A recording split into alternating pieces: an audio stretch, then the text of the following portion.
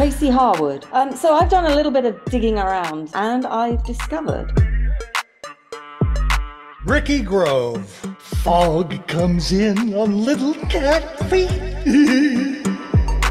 Phil Rice. This is the best film that I've seen all year and maybe ever. Damien Valentine. Use the machinima, Luke.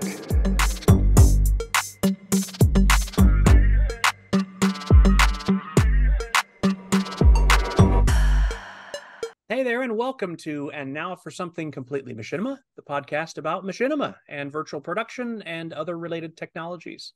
This week we have a pick from the long past by Ricky Grove. This is a film made by a friend of ours, Claus-Dieter Schulz. And it was made, oh goodness, I don't even remember the year, but this is from that machinima's first decade. And at the time that it was made, we had never seen anything like it before that would legitimately fall into the category of machinima. It's one that has perplexed me and eluded my grasp. And I think that's maybe one of the things that makes it great. Ricky, why don't you tell us about it? Yeah, I'm looking forward to discussing that with you, that very thing, meaning and content. I chose this film because, A, it's a wonderful film, but also it's a film that deserves notice. And you, Phil, and again, I congratulate you and thank you for all of your efforts in restoring the many Machiniplex films by upgrading their quality, upscaling their quality. And I was going through some of the older films and looking at them, and I came across this film called Nine, the number 9. Claus-Dieter Schulz was a German machinima filmmaker in the very early days. All of his films had those qualities that you all know that I respect, which is originality and imagination. While the great majority of machinima filmmakers of the time were rushing to copy other popular films or copy popular television forms or commercials or movies, Claus-Dieter Schulz moved in a completely different direction. And I think it's because his background was steeped in what is called cinema modernism. Modernism began in the early part of the century, and it was a reaction to the what they called bourgeois realism of the 19th century. And instead of making things realistic and well-rounded and understandable, it moved towards abstraction. There was a whole series of films that many excellent filmmakers. There was a great film called Ballet Mécanique. Who did that one? I can't remember, but it was a whole series of abstract films in which they basically manipulated shapes in order to create visually pleasing experiences and also a feeling in the viewer, far, far away from the realistic films of the time. And so when I came across this film in the collection that we have at Vimeo, I was so impressed because it still evokes feeling in me. It also operates in this, he shot it in this weird space inside of games. I want to call it a liminal space in game, which is sort of outside the bounds of the regular game map. Elden Ring has this a lot. There are glitches that players have explored in which you can go, you'll find a place and you'll jump over a bunch of rocks, and then you'll find this tiny little split in the rocks in the map that opens onto nothingness. And if you jump into this nothingness while you're swinging your weapon and riding your horse, you can reap a whole bunch of runes by glitching. But the space you're in is this very strange sort of abstract place that's parts of maps, parts of characters. It's very strange. And the fact that he had enough originality and Claus-Dieter and was so sensitive to game space that he saw this as a possible way to create films, I think is remarkable. The music is from the Boards of Canada, which is one of my favorite sort of I don't know what you call it, experimental music, spatial music. Anyway, it fits the mood of the piece, which actually has a kind of development to it. It starts out slowly abstract, and then it becomes more abstract, and then eventually fades away into very tiny abstractions, which I thought was great.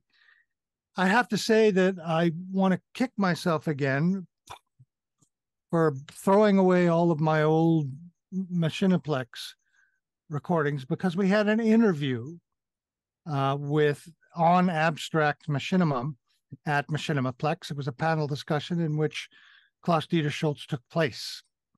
Had I not been stupid and got rid of it, we would have been able to share some of that with you. So I apologize once again for that. But I just love this film, and it affected me just as much as it did the first time when I watched it again. What were your reactions, guys? Shall I start with this one? Go on. I don't remember too much about Claus-Dieter, but I do remember that he was involved with the expo as well. And I'm sure you'll be delighted to know I've actually found his blog for Machinima Studios that goes right the way back to 2008. Oh. So that will be very helpful, I'm sure, because I think there'll be some content on there that you'll both really, you'll all really enjoy. Thank you. I only know that he's a German creator and that he was active primarily in the late 2000s. 9, as I understand it, from his blog mainly, was released 14 years ago on the 31st of July 2009, and it was what he's described as his first abstract machinima, and it's been inspired by the work of Oskar Fischinger, right? Hans Richter, and also Stan Brakhage. Sure. Brakhage, yeah. Now it's black and white, obviously, and it's something that Claus-Dieter referred to as a motion graphics experiment.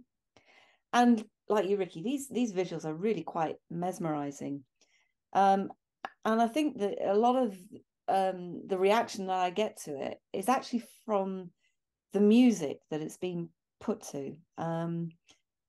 But actually, what I've discovered that is that he released 2 versions of this.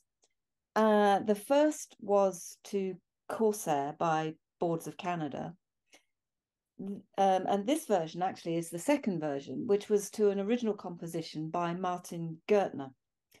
And of the 2 versions, which you can still both find both of these versions on his channel, I definitely prefer the Gertner version. It's more upbeat, and actually kind of seems to complement the generative images you see on the screen a little more than the Boards of Canada version of it. Somehow, I don't know how, but it does. I'm not sure which of the 2 versions Claus-Dieter actually preferred, and I'm guessing you don't actually know, but my thoughts would be it's probably this Gertner version, because that's the one you remastered, Phil, and it's brilliant the way that you've remastered with Gertner's music. But I've got to say, in places when you listen to the original music, it is just a teeny bit warbled compared to the original. So I'll show you both of those versions and you see what you think. But when I was looking at this, I also thought, well, I want to see what Oskar Fischinger has done as well as the others. So I actually found the only film that Oskar Fischinger ever made on YouTube, and it's called An Optical Poem, and it was released originally in 1938.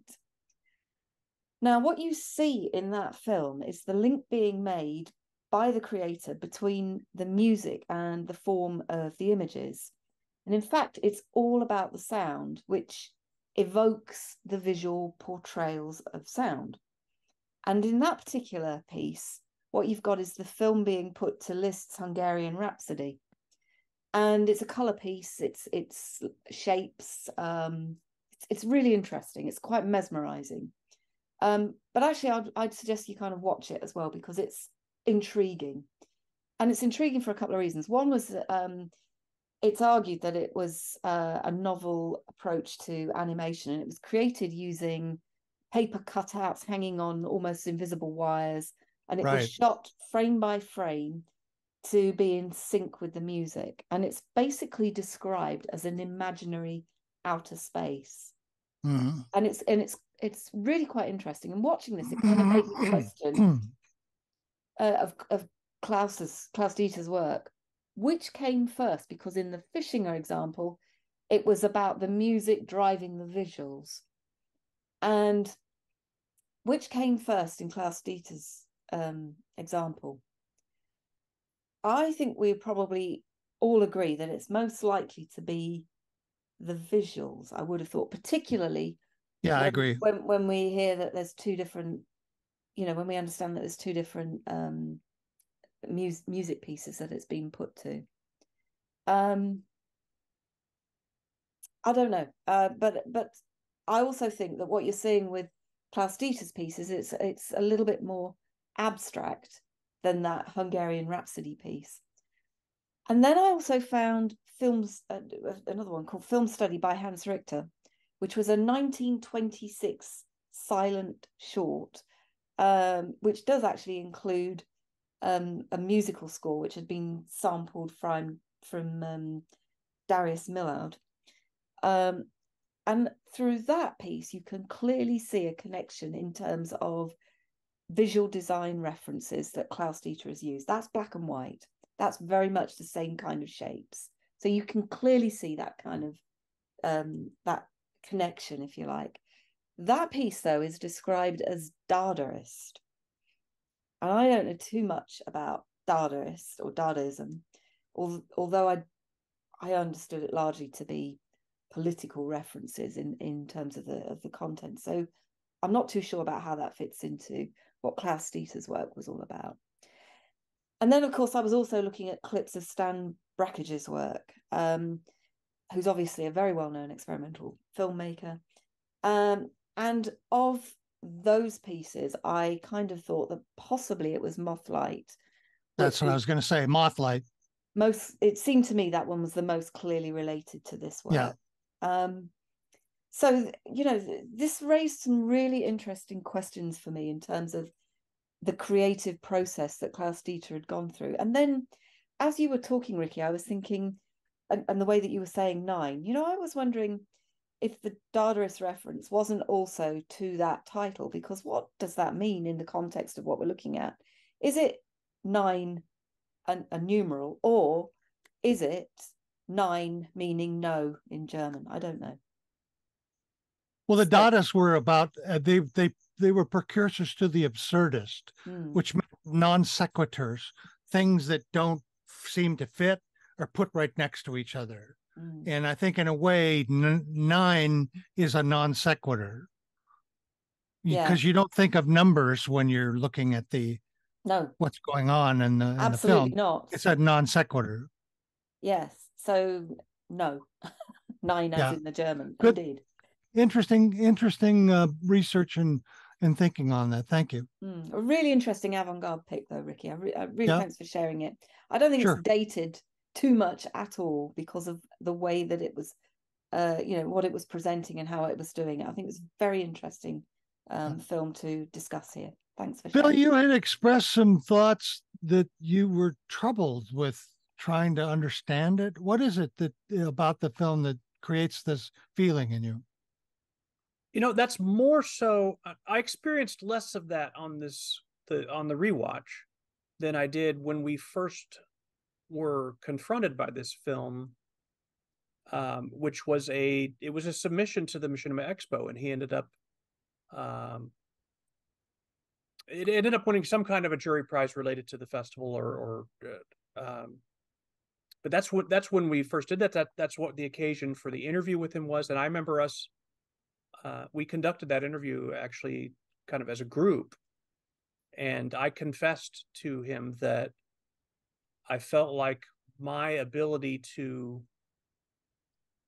understand and fully appreciate truly abstract work like this, that I felt hampered by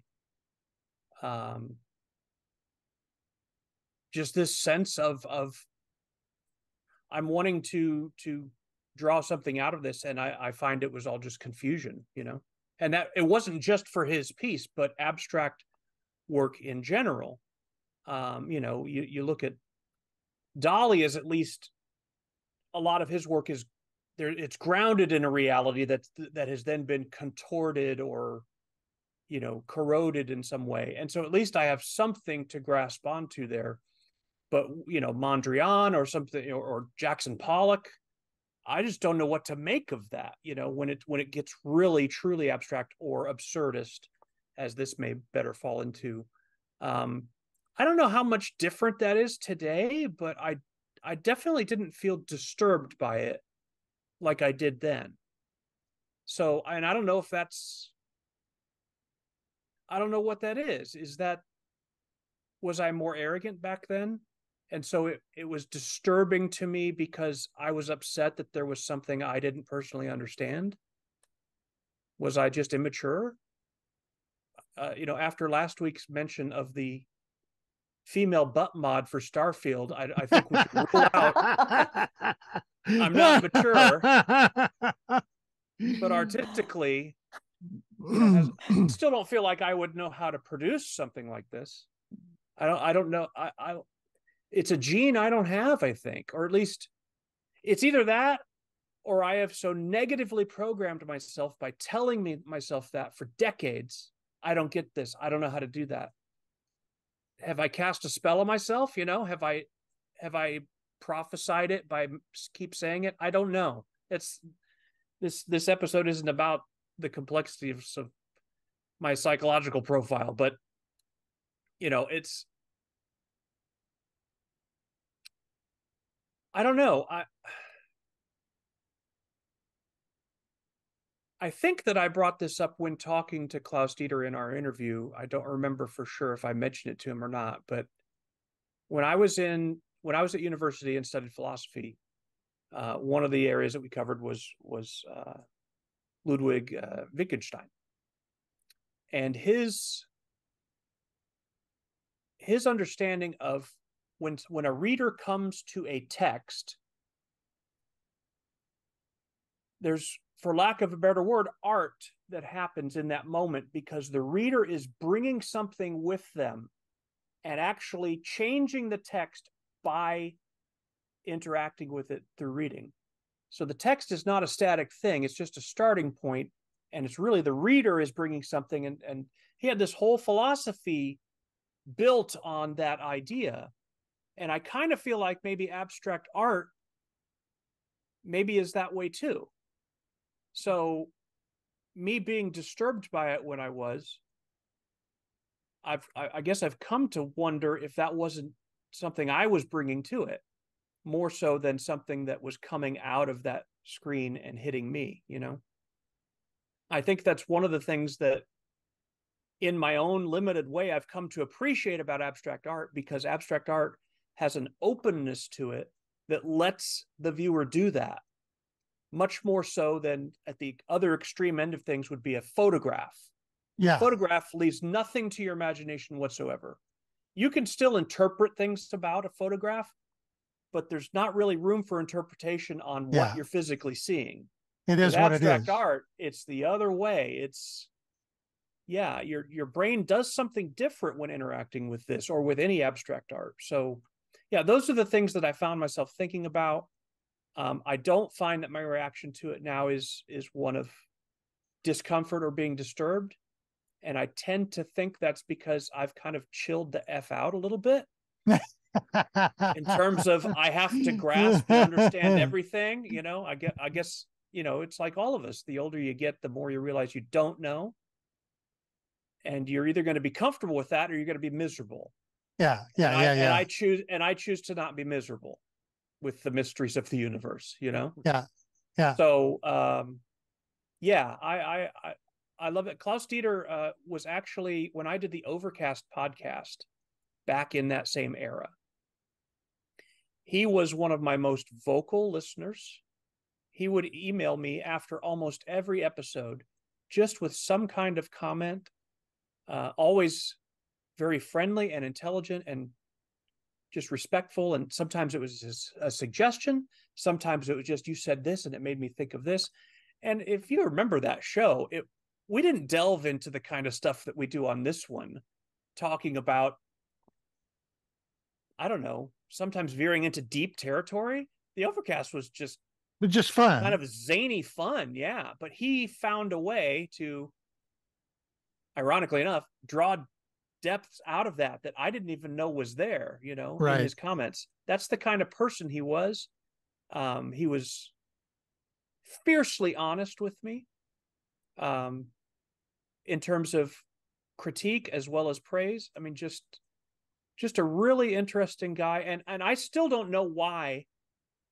Like, I didn't meet him somewhere and then I said, I didn't give him my business card and say, hey, listen to my podcast. He just showed up. I didn't know who he was. He just showed up out of nowhere, and he was the most interactive listener of that little podcast. That's great.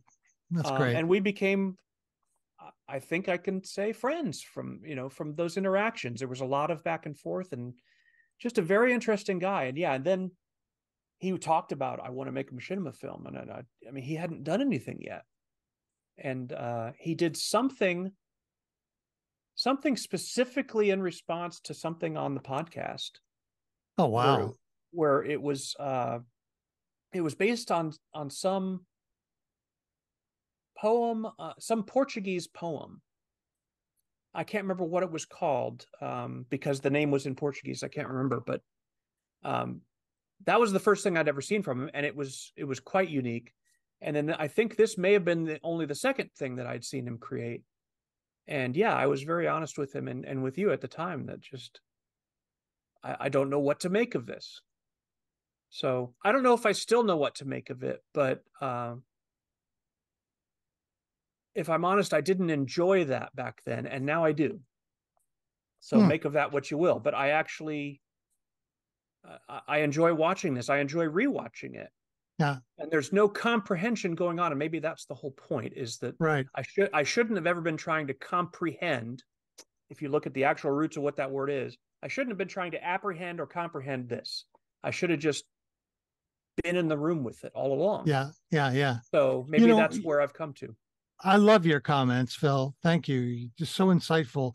You're not alone in that feeling about abstract art. The problem with abstraction and experimental filmmaking is that it becomes elitist, and that people who enjoy it will often create cliques in which they have special knowledge of blah, blah, blah. And that's not what the intention of any of that at all was. It was to blow a breath of fresh air into stale art forms, right? And to try to perceive cinema as a direct form in which there's no interpretations, there's no symbols, there's nothing. It's just you and the images on the screen.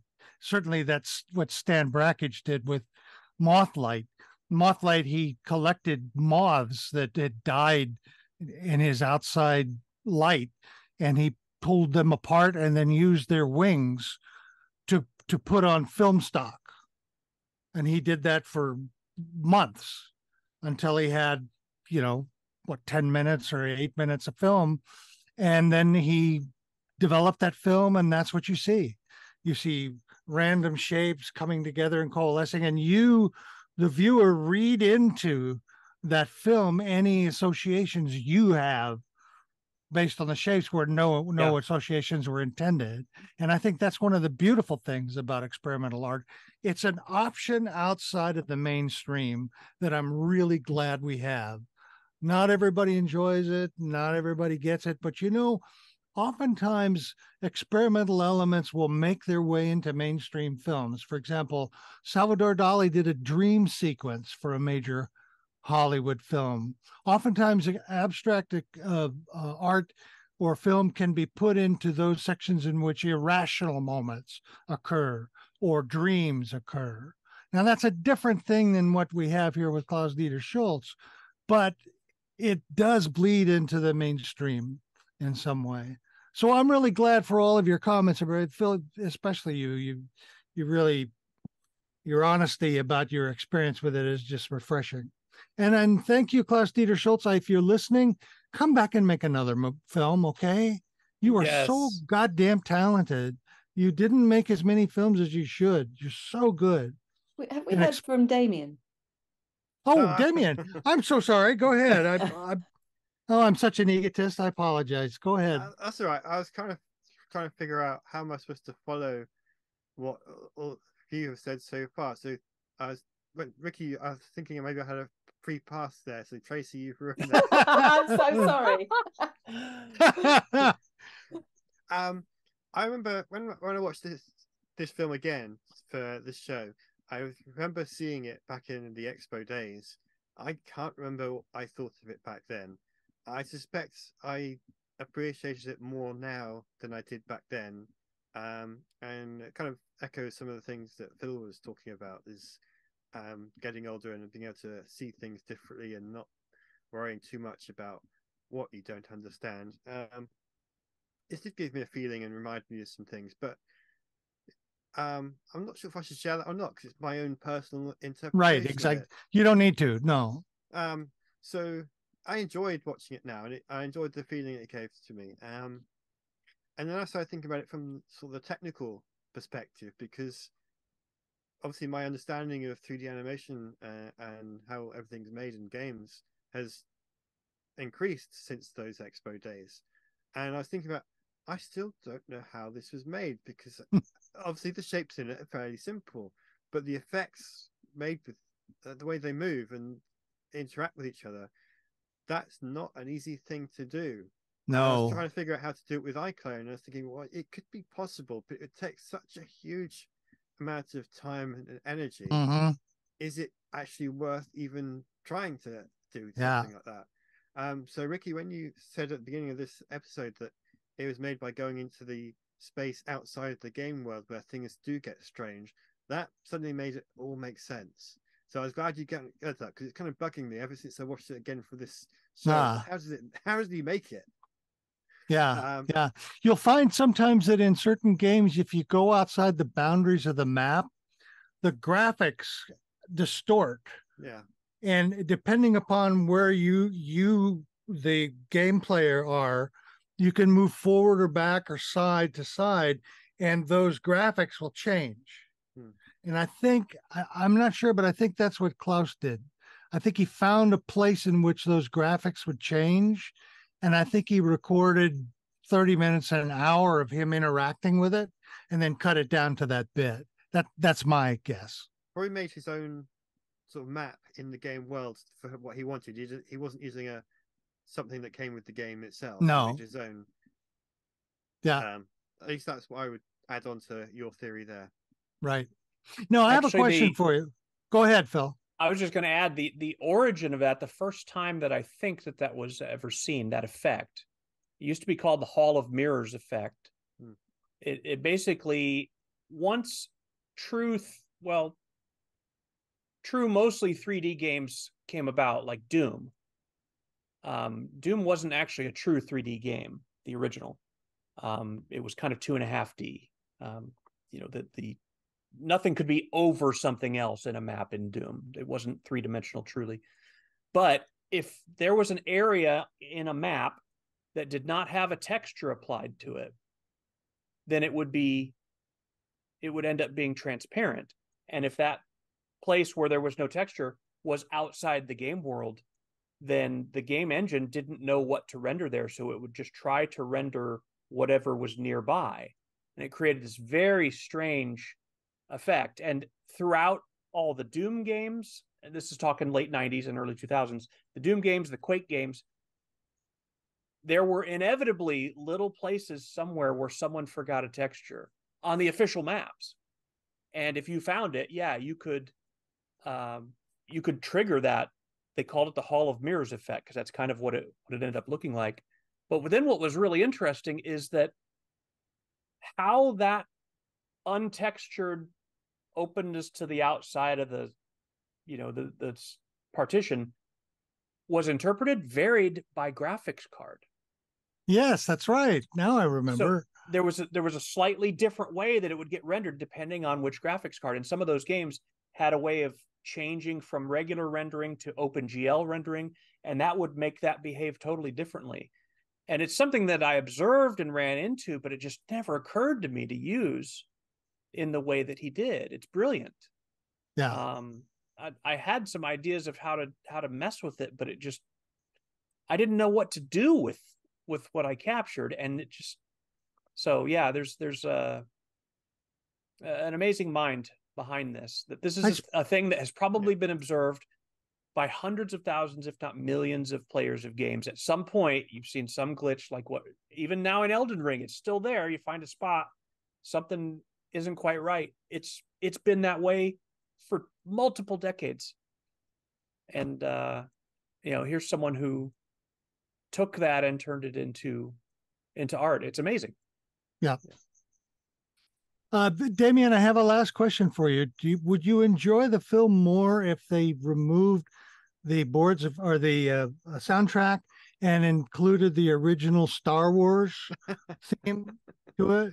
Actually, sort of along those lines. I didn't replace it with the Star Wars soundtrack, but I just turned the sound off and just watched it mute for the visuals. And that increased the feeling I got more than listening to it with the music that came with it. Fascinating. Well, thank you, everybody.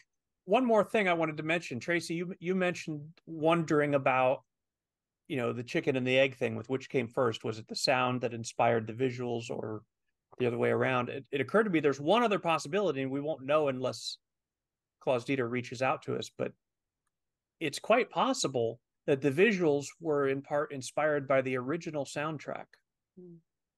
But then the visuals that were inspired by the original soundtrack then inspired Martin. What's the composer's name that did the second soundtrack? Gunther. That chain of inspiration is very interesting. Gertner, I beg your pardon. Gertner, yeah. Maybe Martin Gertner never heard the original soundtrack. He was just given the visuals, and those visuals inspired his musical approach. I don't know, just for whatever, it's kind of random, but it just occurred to me. So fascinating. I'm really glad you picked this one, Ricky. It's good to revisit it. Yeah. It's just to let everybody, just to let everybody know, there is a element of experimental in machinima filmmaking. It's not as big as the major trends and then Unreal films and all of that, but it's still there. So keep your eyes open for it. And if you're looking for a new experience, try it out. Great pick again, Ricky. Thank you. And thank you, everybody, for listening. We love your feedback. So drop us a comment. Drop us a like if you like the show. How about that? And then over on our website, we've got different ways to contact us as well. We thrive on your feedback. We love it. We may not get to read it all out here on the show every time, but we share it with each other when it comes in, and it's pretty exciting stuff. So keep that coming. We really appreciate it. And Tracy, Ricky, Damien, thanks for your time. You're welcome. Everybody have a good day. Yep.